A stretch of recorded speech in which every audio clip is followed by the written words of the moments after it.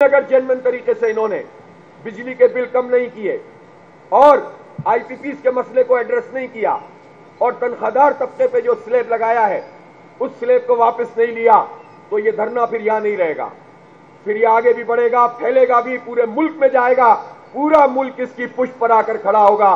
एक एक फर्द के दिल की आवाज ये धरना है। लोगों ने उम्मीद लगा ली है पूरे पाकिस्तान में, मैं इनकी उम्मीदें नहीं तोड़ सकता, मेरी टीम ये काम नहीं कर सकती कि हम जाकर बस घर बैठ जाएं, फिर लोग मायूस हो जाएंगे, फिर अनारकी होगी। हम इस अनारकी को नहीं फैलाना चाहते। हमें अल्लाह ताला ने ये तौफीक दी है, अल्लाह के करम से हम यहां पर आकर बैठे हैं। जिस तरह पंजाब हुकूमत ने खास तौर पर तस्तायत का मुजाहरा किया है, हमारे सैकड़ों कारकुनान को गिरफ्तार किया गया और इस वक्त भी तकरीबन 200 से जायद कारकुनान पंजाब में गिरफ्तार हैं।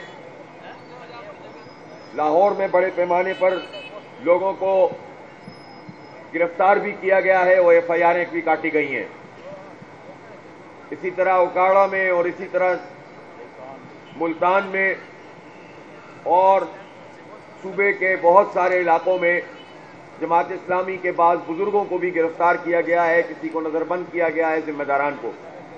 मैं पंजाब हुकूमत के इस फाशिस्ट रवैये की मजम्मत करता हूं और मुतनब्बे करता हूं कि फौरी तौर पर इन गिरफ्तार शुदगान को रिहा भी किया जाए और उनके सारे मुकदमात खत्म भी किए जाएं।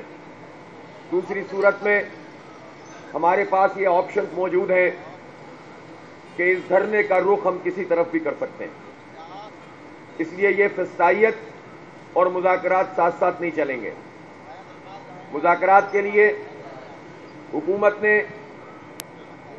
ये बात कही है कि हम बात करना चाहते हैं, कुछ नाम सामने आए हैं और उन नामों के हवाले से हमने मुशावरत की है। हमारे कुछ तहफ़्फ़ुज़ात हैं। लियाकत बलोच साहब को हमने ये जिम्मेदारी दी है, लेकिन मैं कमेटी का उस वक्त अनाउंस करूंगा जब गवर्नमेंट की तरफ से जो कमेटी है वो वाज़ेह होकर सामने आएगी और हमारे तहफ़्फ़ुज़ात को उसमें पेश नज़र रखा जाएगा। ये 1 घंटे में ये काम कर लें तो हम 1 घंटे में अनाउंस कर देंगे, लेकिन इस तरह नहीं चलेगा। तीसरी बात यह है कि हम जो धरना देने के लिए आए हैं, क्यों आए हैं? इसलिए आए हैं कि हम पुरअमन सियासी जिद्दोजहद के जरिए आइन और कानून के मुताबिक अपना सियासी हक इस्तेमाल करते हुए पाकिस्तान के 25 करोड़ लोगों का मुकदमा लड़ रहे हैं। हम 16-17 करोड़ नौजवानों का मुकदमा लड़ रहे हैं, जिन्हें इस हुक्मरान तबके ने अपने और अपने मुल्क के मुस्तकबिल से मायूस किया है।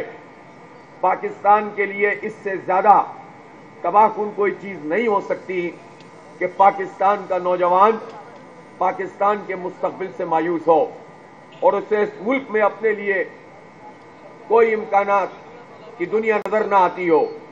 इससे बढ़कर तबाहकुन कोई चीज नहीं हो सकती।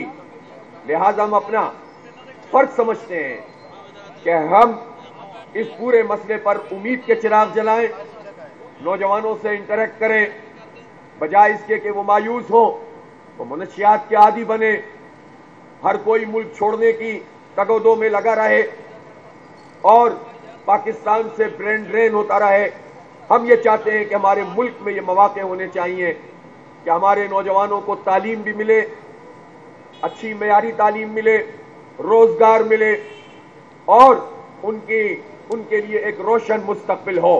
और ये पाकिस्तान हम समझते हैं कि इसके जो वसाइल हैं, इसके जो दरिया हैं, इसके पहाड़ हैं, इसके लहलहाते खेत हैं और यहाँ सनतों की जो इम्कानात हैं, रॉ मटेरियल है, मिनरल्स हैं, सब कुछ इस मुल्क में मौजूद हो और उसके बावजूद इस मुल्क के मुस्तकबिल से लोग मायूस हों, तो पता ये चलता है कि ये जो अशराफिया जिसे हम कहते हैं, जिसे हम हुक्मरान तबका कह सकते हैं, एक हुक्मरान और हुकूमत वो होती है जिसकी बज़ाहिर हुकूमत होती है, लेकिन एक पूरा तबका होता है कि जो ब्यूरोक्रेसी की सूरत में, जो एस्टेब्लिशमेंट की सूरत में, सिविल और फौजी, जो जागीरदारों और वडेरों की सूरत में, जो उन सरमाएदारों की صورت میں کہ جو حکومتی مراحت حاصل کر کے اور اپنے مفادات حاصل کر کے ہم پر یہ معاشی پالیسیاں مسلط کرتے ہیں، یہ وہ پورا طبقہ ہے جو ہم پر حکمرانی کر رہا ہے، اور اس طبقے نے پاکستان کے 98-99% لوگوں کو ان کے حق سے محروم کیا ہوا ہے۔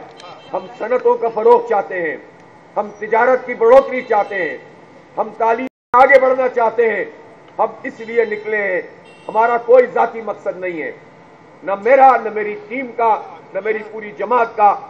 ہم اپنے ملک کا مستقبل روشن کرنا چاہتے ہیں، اور اس کا جو پوٹینشیل ہے اس کے مطابق اس کو آگے بڑھتے دیکھنا چاہتے ہیں۔ ہم اس لیے آئے ہیں کہ ہم ان آئی پی پیز کو لگام دینا چاہتے ہیں، وہ آئی پی پیز جو ہمارا خون نچوڑ رہی ہیں، وہ آئی پی پیز جن میں سے بہت سی آئی پی پیز کی مدت مکمل ہو گئی ہے، وہ آئی پی پیز جن کے مالکوں کی ذرا تفصیلات میں جائیں تو پتہ چلتا ہے کہ ہر حکومت میں ان کا رول ہوتا ہے، چاہے وہ نون لیگ کی حکومت ہو، پیپلز پارٹی کی حکومت ہو یا پی ٹی آئی کی حکومت ہو۔ ان آئی پی پیز کے سرکردہ لوگ ہر حکومت میں شامل نظر آتے ہیں، اور سینکڑوں نہیں بعض کے ہزاروں میگا واٹ کے وہ پلانٹ موجود ہیں کہ جن کو جعلی طریقے سے ہم پر مسلط کیا گیا ہے۔ کسی کا فیول ایسا ہے کہ وہ گنے کی پھوک پہ چل رہا ہے، لیکن ہمیں بتایا یہ گیا، لکھا یہ گیا کہ امپورٹڈ کوئلے پہ یہ چلے گا، اور یہ کسی اور کا نہیں، یہ شریف فیملی کا پلانٹ ہے کہ جو گنے کی پھوک پہ چلتا ہے، بیگاس پہ چلتا ہے، لیکن اسے امپورٹڈ کوئلے پہ شو کر کے ہزاروں ارب روپے کا دھندا کر لیا گیا ہے، اور ہمارے خون پسینے کی کمائی کو نچوڑا گیا ہے۔ اور گنے کا پھوک بھی کہاں سے آیا ہے؟ اپنی شوگر مل سے آیا ہے، اور وہ شوگر مل بھی کس طرح سے چل رہی ہے کہ 6 مہینے، سال کسانوں کو پیمنٹ نہیں کرتے، 1.5 2 ارب روپے کے نادہندہ ہوتے ہیں۔ پہلے پیمنٹ نہیں کرو، پھر فیکٹری چلاؤ، اور اس فیکٹری میں آپ چینی کے پورا مافیا بن جاؤ، اس کی پھوک کو آپ استعمال کر کے اپنا پلانٹ چلاؤ، لیکن شو یہ کرو کہ تم نے امپورٹڈ کول پہ یہ چلایا ہے۔ تو اس طرح آپ سوچ سکتے ہیں کہ یہ مافیا، یہ تو ایک مثال میں نے آپ کو دی ہے جو خود شریف فیملی کی مثال ہے، جو حکمران طبقہ ہے، اور ان سے ایسوسیٹڈ جتنے اس طرح کے پلانٹس ہیں کہ جنہوں نے پاکستان کے عوام پر ظلم کیا ہے، پاکستان پر ظلم کیا ہے، ہم انہیں اب نہیں چلنے دیں گے انشاءاللہ تعالی۔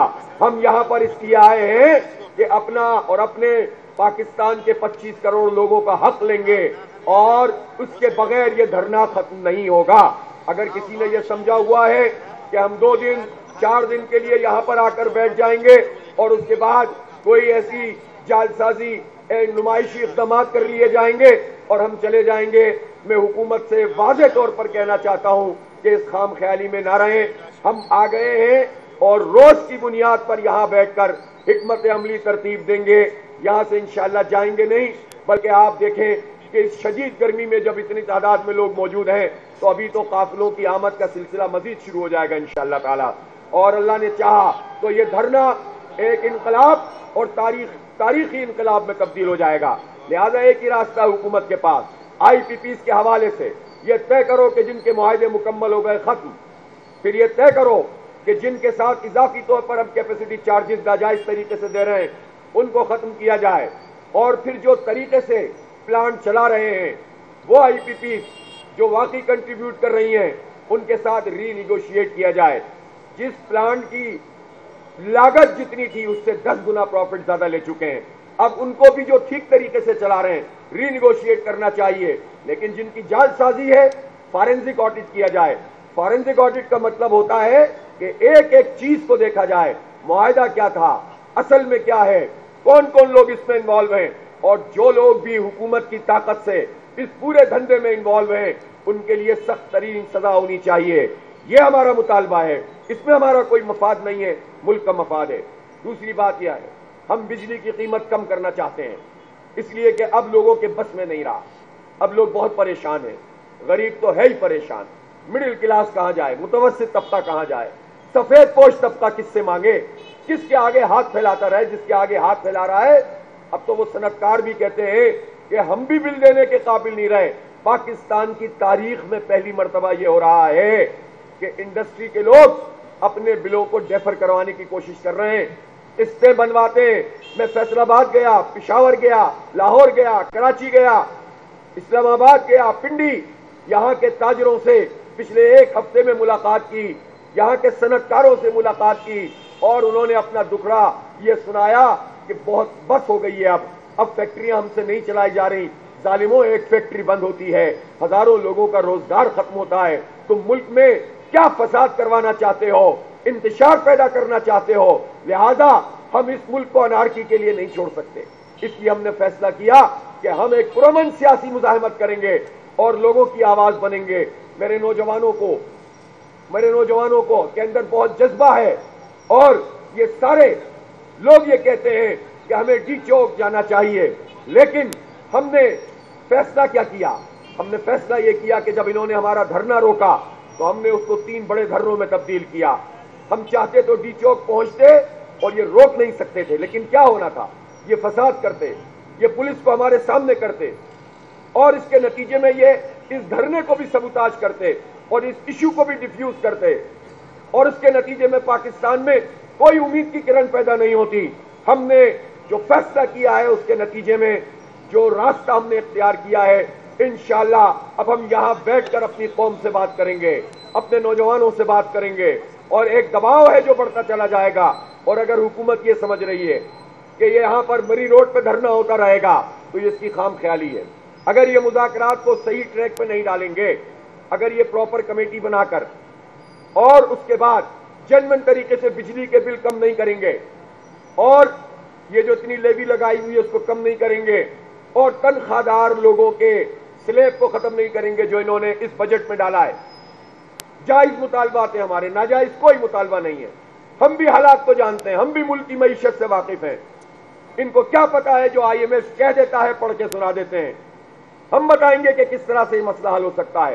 ہم کوئی ہوائی باتیں نہیں کریں گے، لیکن اگر جینوئن طریقے سے انہوں نے بجلی کے بل کم نہیں کیے اور آئی پی پیز کے مسئلے کو ایڈریس نہیں کیا اور تنخواہ دار طبقے پہ جو سلیب لگایا ہے اس سلیب کو واپس نہیں لیا، تو یہ دھرنا پھر یہاں نہیں رہے گا، پھر یہ آگے بھی بڑھے گا، پھیلے گا بھی، پورے ملک میں جائے گا، پورا ملک اس کی پشت پر آ کر کھڑا ہوگا۔ ایک ایک فرد کے دل کی آواز یہ دھرنا ہے۔ لوگوں نے امید لگا لی ہے، پورے پاکستان میں۔ میں ان کی امیدیں نہیں توڑ سکتا، میری ٹیم یہ کام نہیں کر سکتی کہ ہم جا کر بس گھر بیٹھ جائیں، پھر لوگ مایوس ہو جائیں گے، پھر انارکی ہوگی۔ ہم اس انارکی کو نہیں پھیلانا چاہتے۔ ہمیں اللہ تعالیٰ نے یہ توفیق دی ہے، اللہ کے کرم سے ہم یہاں پر آ کر بیٹھے ہیں، اس نے ہمیں توفیق دی ہے تو ہم یہاں پر آئے ہیں اور پورے پاکستانی قوم کی ترجمانی کر رہے ہیں۔ اس لیے ہم انشاءاللہ پیچھے نہیں ہٹیں گے۔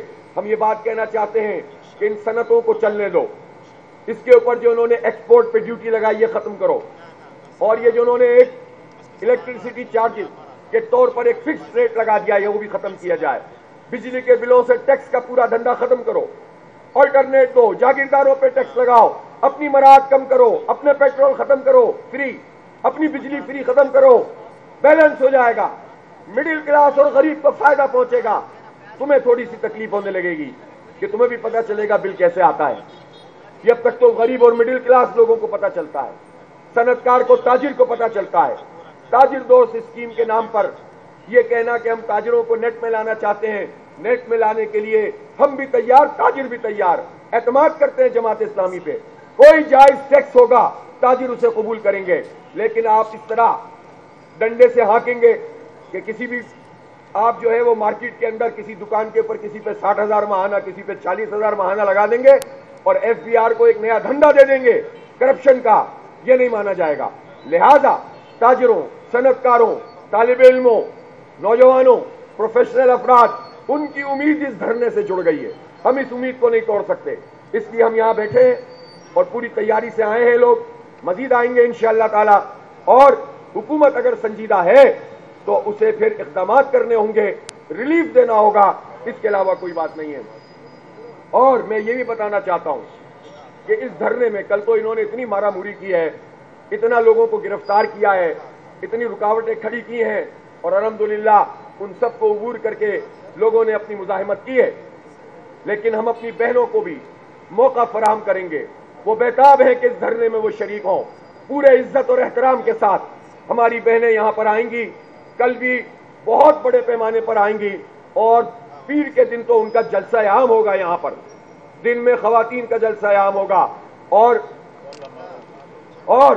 کل اتوار کے دن مغرب کے بعد انشاءاللہ اسی مری روڈ پر تاریخی جلسہ عام ہوگا انشاءاللہ تعالی, تاریخی جلسہ عام ہوگا اتوار کو بعد نماز مغرب اس مری روڈ پر, اور انسانوں کے سر سے انشاءاللہ یہ بھر جائے گی پوری مری روڈ, ہر طرف سے قافلے آئیں گے.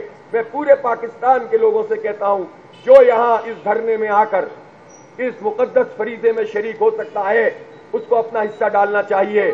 صرف شکوے شکایت کرنے سے مسئلہ حل نہیں ہوتا, ایک قوت بن گئی ہے تو اس میں اضافہ کیجئے اور اپنا حق حاصل کرنے کی اس تحریک میں اپنا حصہ بٹائیے. ابھی تک کے لیے اتنا ہی, ابھی ہماری مشاورت کا عمل بھی جاری ہے, انشاءاللہ ہم پھر مزید آپ سے بات کریں گے.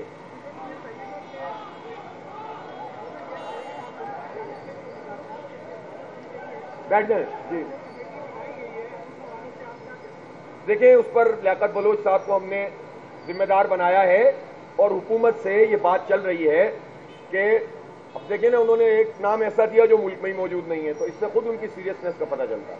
پھر توانائی کا مسئلہ ہے, اور توانائی سے متعلق جو اہم ترین آدمی ہو سکتا ہے اگر وہ اس میں نہ ہو تو پھر اس کا مطلب ہے کہ آپ مذاق سمجھ رہے ہیں کیا.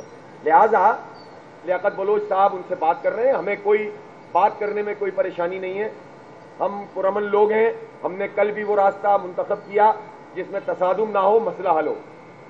لوگوں نے, ہمارے کارکنوں کا بہت پریشر ہم پر ہے, اس کے باوجود ہم اپنے کارکنوں کی یہ ذہن سازی کر رہے ہیں کہ ہر وقت کسی بھی موومنٹ کے لیے آگے بڑھنے کے لیے تیار بھی رہیں, لیکن جس طرح سے ہم چیزوں کو لے کر چل رہے ہیں صبر کا مظاہرہ بھی کریں. صبر کا مطلب ڈٹے رہنا ہوتا ہے اور برداشت بھی کرنا ہوتا ہے, لیکن استقامت کا مظاہرہ کرنا ہوتا ہے. تو ہمارے کارکن یہ پیغام جانتے ہیں, تو اس لیے ہم نے بڑی حکمت سے اس مسئلے کو ایڈریس کیا ہے. لیکن حکومت کو بھی چاہیے کہ وہ سیریسنس کا مظاہرہ کرے اور لیاقت بلوچ صاحب کے ساتھ مل کر طے کرے. پھر کمیٹی کے ساتھ بات چیت بھی ہوگی, مذاکرات بھی ہوں گے, لیکن صرف یہ ٹالنے کے لیے نہیں ہوں گے, عوام کو ریلیف دینا پڑے گا.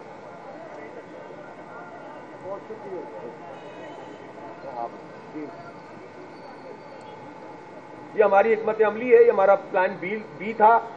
ڈی چوک بھی ہمارے بہت سے کارکن جن کو ہم نے نہیں کہا تھا کل 2-3 دفعہ پہنچ کے آ گئے. ڈی چوک ہمارے لیے کوئی پرابلم نہیں ہے, کوئی پرابلم, جس دن چاہیں گے جس وقت چاہیں گے یہ کام کر دیں گے. مسئلہ ہے لوگوں کو ریلیف دلانا. ہم یہاں پر سارے آپشن کھلے ہوئے ہیں. جی نہیں, اب میں ابھی فی الحال اس سے زیادہ بات نہیں کر رہا کہ اس کمیٹی پر جو تحفظات ہیں اس پر گفتگو کر کے ہم کوئی راستہ اگر وہ نکالتے ہیں تو ہم اس کو ویلکم کریں گے.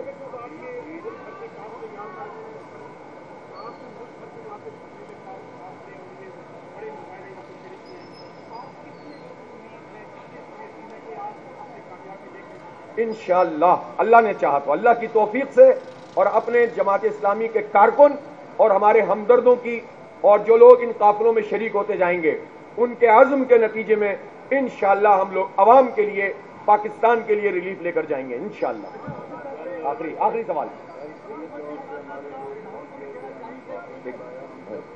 جی جی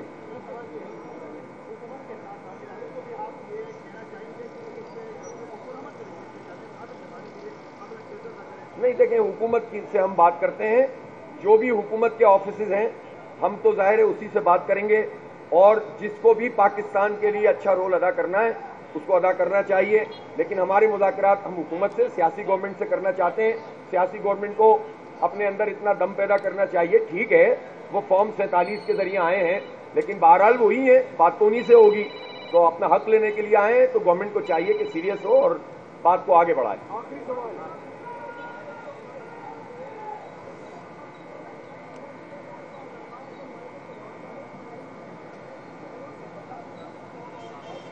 جو بین الاقوامی آئی پی پیز ہیں چائنا کی بھی, ان سے بھی رینیگوشیٹ ہونا چاہیے. میں پہلے بھی یہ بات کہہ چکا ہوں, کوئی ایسی بات نہیں ہے. دنیا میں ایسا ہوتا ہے, اگر کسی خاص وقت میں چائنا اور ہمارے اشتراک سے ایک چیز ہوئی, ایک انویسٹمنٹ انہوں نے کی, تو اس کا مطلب یہ نہیں ہے کہ اب بالکل وہ ایسی لکیر بن گئی کچھ نہیں ہو سکتا. اگر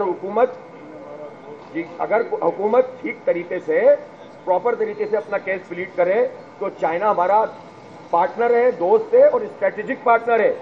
कोई ऐसे तो पाकिस्तान नहीं है गया गुजरा। तो हम चाइना से अपनी दोस्ती के रेफरेंस से भी और अपनी स्ट्रेटेजिक पोजीशन के रेफरेंस से भी रीनिगोशिएट कर सकते हैं, लेकिन करने वाला तो कोई बने। जब पाकिस्तान की पूरी कौम पुष्ट पर खड़ी होगी तो हुकूमत भी ठीक तरीके से कर सकती है, लेकिन इससे हम पीछे नहीं हटते।